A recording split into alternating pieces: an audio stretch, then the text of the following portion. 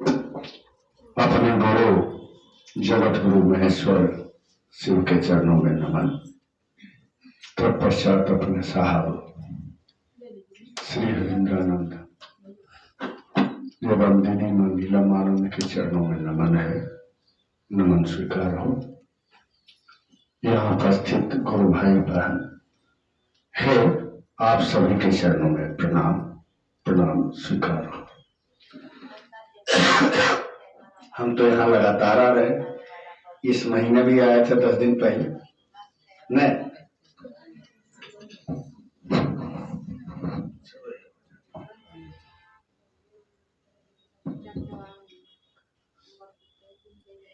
देखिए, ये शिव शिष्यों की बैठक, शिव के शिष्य अपने गुरु की बात करते हैं और उनकी चाहत होती है कि खुद भी शिव के दिशा में चले और अपने गुरु भाई बहन को भी गुरु की दिशा में ले चले।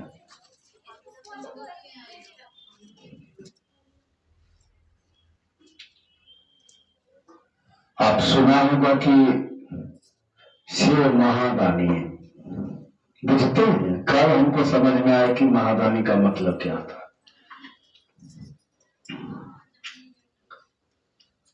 संसार में दानियों में उनका नाम आया जो दया करते थे। एकलौते शिव हैं जो दया का भी दान करते हैं। मैं बात समझे? अरे कोई राजा के यहाँ कोई भिखारी आदमी कुछ मांगने गया, बिना किए मांगता है और राजा द्रवित होकर के उसको दे देता है। इसको क्या कहते हैं? दया। बिना किए हुए पाना, बिना किए हुए उपकार पर किसी को देना, इसको क्या बोलते हैं? दया। और जो दया का ही दान कर दे, आपको इस लायक बना दे कि आप दया करने लगे। मैं फर्क, एक आदमी ने आपके ऊपर दया की, आप महादेव महादेव करने लगे, इसको बोलते हैं दया। जब वही आदमी आपके ऊपर दया का दान कर दे, आपको दया ही दे दे, इसका मतलब कि आप भी किसी पर दया करेंगे और वो आदमी शिव शिव करने लगेगा, महादेव महादेव करने लगेगा। बहुत ऊपर की चीज है। जगत गुरु शिव को महादानी कहा गया। वो क्या करते हैं? दया का ही दान करते हैं। संसार के जो भी गुरु हुए, बड़े बड़े गुरु, रामकृष्ण परमहंस, कबीरदास, बाबा कीनाराम, बामा कृपा, किस किस का नाम लिया, बड़े बड़े लोग, इन लोगों ने अपने शिष्यों पर दया की और वे ईश्वर से जुड़ गए, भगवान भगवान करने लगे उनकी दया से। एक साधु हरिंद्रानंद जी आए, उसने तो लोगों पर दया की ही जो वो महादेव महादेव करने लगे। लेकिन जब महादेव गुरु हुए तो लोगों को दया का ही दान दे दिया कि जाइए, आप तो महादेव महादेव करिएगा ही, आपके कहने और समझाने से संसार का लोग भी महादेव महादेव करेगा, जाइए, ये अधिकार आपको हमने दिया। यह संसार में पहली बार हुआ, ऐसा पहले कभी नहीं हुआ। क्या करते थे जानते हैं? गुरु के बारिश होते थे, कि रामकृष्ण परमहंस के शिष्य हो गए विवेकानंद, उनके नीचे का कुर्सी थम लिए ये नौकर उनका कौन था?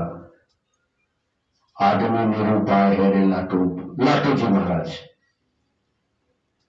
उनका नौकर जो था रामकृष्ण परमहंस का, विवेकानंद के बाद उसी ने गद्दी संभाली।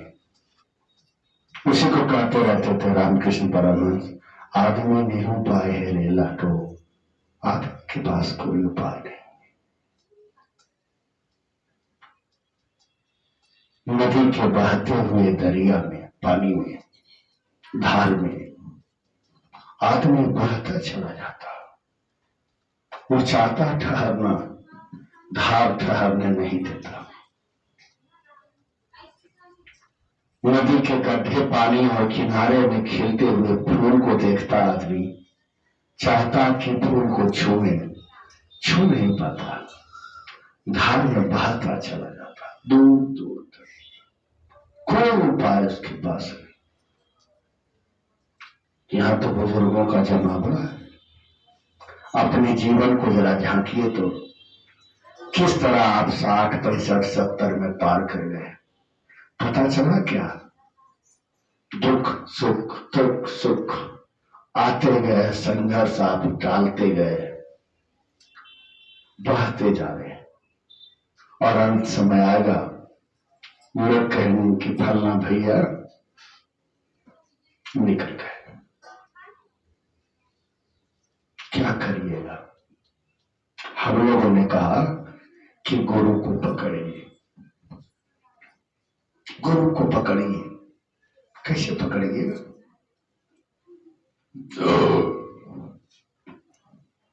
गुरु ने जो कहा है, मंत्र मूलम गुरु वाक्यम, मंत्र के मूल क्या है? मूल माने जड़, पौधा का जड़ क्या है? गुरु के वाक्य। गुरु ने कहा क्या? तुम जो करते हो दूसरों को करने को कहो। तीन आदेश है जी। साहब हरिंद्रानंद को दया आई, उसने देखा कि लगा कि ये तो संसार का आदमी कर ही नहीं सकता, संसारी आदमी इस काम को कर नहीं सकता है। उसने आगे और पीछे 2 पहिया लगा दिया। अगला पहिया है दया का। अभी हमने दया की बात की है कि गुरु से दया की याचना करिए। गुरु जब दया करेगा तो आपका मन शिव के बहाव में, नदी का जो जल है, दरिया की बात की मैंने, पानी का जो बहाव है, शिव भाव का जो बहाव है, गुरु क्या करते हैं? उसमें आपको थोड़ा सा ढकेल देते, पुशअप करते, बल लगा देते, अपने सामर्थ्य से शिव भाव के धार में आपको ढकेल देते। आप क्या करते हैं? शिव शिव करने लगते हैं। उसका ढेर सारा बदला हो सकता है। रोज व्यवस्था कर देंगे शिव चर्चा में जाने का, तब रात में सब नहीं वो करिएगा, तब किसी दिन महादेव को देखिएगा, कभी साहब को देखिएगा, कभी दीदी को देखिएगा, कभी लगेगा कि हम बैठ के चर्चा कर रहे हैं, सारे लोग सुन रहे हैं। ये ना लीजिए, आपका मन बहने लगा। नींद में भी तीन ही अवस्था में आदमी जीता है जी, जागृत, सुषुप्ता और स्वप्न की अवस्था। तो जागृत में तो गुरु चर्चा में ले जाता है आपको, तो हम सिकंदरा साहब में तो 1 घंटा पहले चले होंगे ना, 1 घंटा पहले से सोच रहे होंगे कि जाएंगे, तो 2 घंटा तो शिव भाव के दरिया में, पानी में हम बह रहे थे। आपको लगा ये तो बड़ी लेट आया, अरे कितना लेट आया था, 2 घंटा पहले आया था। ये खेल किसका? गुरु के दया का। गुरु दया करते हैं तब कोई गुरु भाई बहन आपको फोन करता कि गुरु चर्चा में नहीं आइएगा, मेरे यहाँ चर्चा है, आइए ना। आपका मन अप एंड डाउन करता, ऊपर नीचे, जाइए कि नहीं जाइए, गर्मी है, भाड़ा है कि नहीं है, घरा वाला की कहते, महादेव दया करथिन हल तक चल दिया। मैं बोलते हैं तरह तरह का विचार आप उठने लगते हैं। ये तरीका थोड़ा जब आप सीधा से चलिएगा तब आचार्य समीप चढ़िएगा तो घाव हो जाएगा, और जखम ठीक होगा, दवा दीजिएगा दर्द वाला कम नहीं करेगा। तब आपका मन कहेगा हे महादेव सचन तो ही गुरु हा दया करने दाय लहरिया हमर शांत हो जाए, की करियो महादेव कहते हैं।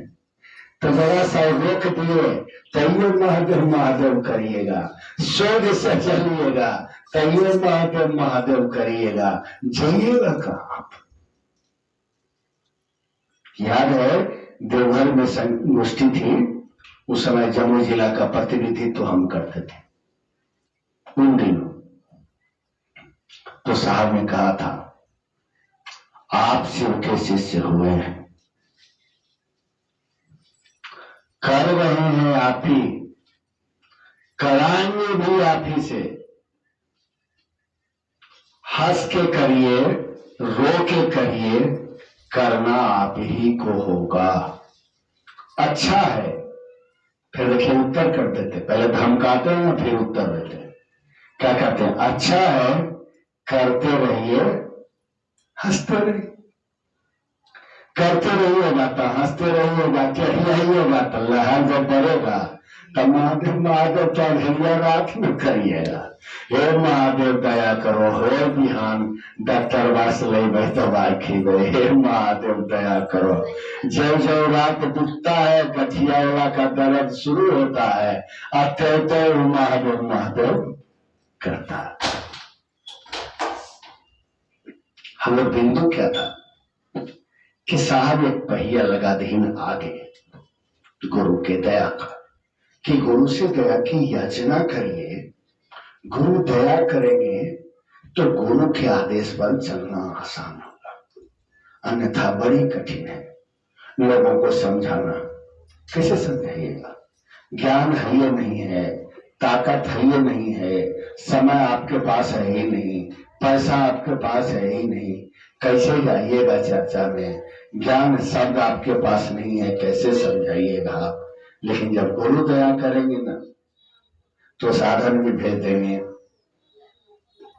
आपके मुंह से अपने बोल के समझा लेंगे, आपको ही साधन बना देंगे। पहले तो साधन भेजेंगे जाने के लिए, फिर आप ही को साधन बना देंगे उन लोगों को समझाने के लिए। देखिए कैसे मिनट मिनट बात बदलती है, एक ही आदमी कैसे कैसे रंग बदलता। वही महादेव चर्चा में भेजता है, वही महादेव किसी के भीतर बैठ करके समझाता है, वही महादेव घर ले जाता है, खाना भी खिलाता है। जिस गुरु भाई बहन के भोजन भी बनता है और महादेव महादेव करता है, उसकी व्यवस्था भी महादेव करते हैं। और रतिया में जो हलबल सोच के आप सोते थे पहले, अब क्या करते हैं? महादेव से दया मांगते मांगते आप सो जाते हैं, नमः शिवाय करते करते सो जाते हैं। ये व्यवस्था कौन दिया? महादेव। दूसरी चीज, तीसरा सूत्र पर आइए। ये पहिया कैसे क्या करता है? पीछे वाला तब बस गाड़ी देखे हैं, गियर लगा रहता पिछला चक्का में,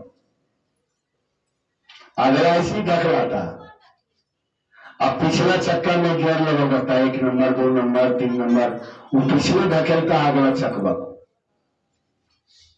अब देखिए नमः शिवाय 108 मात्र आप गिनती से करते हैं तो गुरु चर्चा में जाने में जो बाधा है, आपके प्रारब्ध, आपके कर्मफल, उसको दग्ध करता, कम करता, ताकि आप शिव चर्चा में जा सके।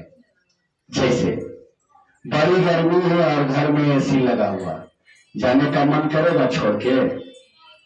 लगेगा कि बाहर में आग बरस रहा है, उसको भी तोड़ते हैं। ये गरीब आदमी जिसके घर में भाड़ा नहीं है शिव चर्चा में जाने का, पैसा की व्यवस्था करते, सुख भी रोकता है और दुख भी रोकता है जाने से। दोनों परिस्थितियों में गुरु आपको मदद करते हैं और वो ठीक कौन करता है? नमः शिवाय पंचाक्षरी मंत्र, जिससे आप अपने गुरु से को प्रणाम करते हैं। ये तो हो गया है हनुमान ज्ञान 1 नंबर, ठीक है। ये क्या करता है? गुरु चर्चा में चलने में रुकावट पैदा होने नहीं देता, धीरे धीरे आप चलते। लेकिन यदि आपकी नीयत ठीक रही, आपकी मनसा ठीक रही कि शिव मेरे गुरु हो जाए, तो वही नमः शिवाय क्या करते हैं? गुरु अपनी दया से आपके सांस पर चला देते हैं और आपका अंतःमन नमः शिवाय से गुरु को प्रणाम करने लगता। कितना? पल प्रतिपल, दिन रात। और जैसे इस स्थिति में गुरु ले जाते हैं, आपका मन गुरु शिव से जुड़ जाता है और आपको पता भी नहीं चलता। कितना कारगर है तीनों सूत्र। प्रथम सूत्र व्यवस्था करता है दूसरा सूत्र में जाने के लिए, और दूसरा सूत्र में जो रुकावट कुछ है उसको तीसरा सूत्र नमः शिवाय जो 108 बार गिन के करते हैं वो ठीक करता है। और वही गुरु दया से जब नमः शिवाय सांस पर अनायास में अचानक खुद ब खुद चलने लगता है, तो आपका मन शिव से जुड़ने लगता है। उसी का नाम ब्रह्म विद्या है। इसी के बारे में संत कहते हैं, जगत गुरु शिव द्वारा प्रदत्त भगवान शंकर की ब्रह्म विद्या, दया से सदा याद आद्र गीला एवं विजयनी होती है, कभी हारती नहीं है। गुरु की दया जब आद्रता भींगती है, शिष्यता में भींगता है, तो कभी हारता नहीं है। संसार में उसको हराने वाला कोई नहीं होता। मालूम चाहिए कहां से आपका चलना शुरुआत हुआ और संसार के शिखर पर पहुंच जाना, ये मामूली बात नहीं है। आप उसको ईमानदारी पूर्वक करिए, जब समय निकले जाइए, लोगों को समझाइए और लौटिए।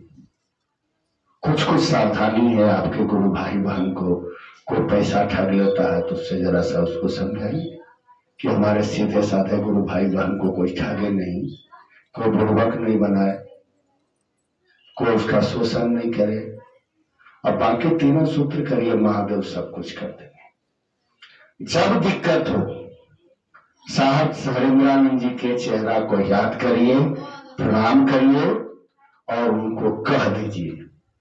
आध्यात्मिक जगत में चलने में आपको कोई परेशानी होती है तो साहब हरिंद्रानंद जी का चेहरा याद करिए, प्रणाम करिए और जो परेशानी है उनको कह दीजिए। बस आपका काम खत्म, परेशानी छू मंतर। बस इन्हीं बातों के साथ आप सभी के चरणों में